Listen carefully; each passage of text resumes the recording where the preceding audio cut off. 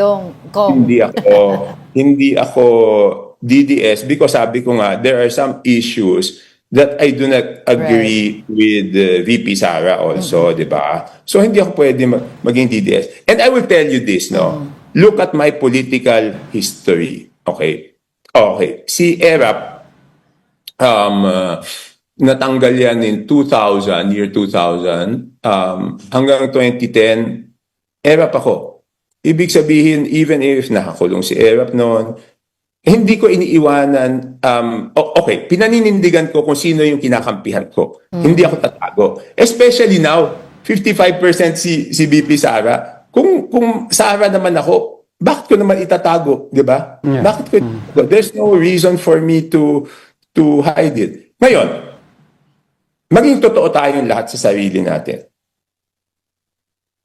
Hindi ba totoo yung sinasabi ko? Kasinungalingan ba yon? O pagpapaganda ba kay Sara yung sinabi ko na siguradong mapapanagot sila?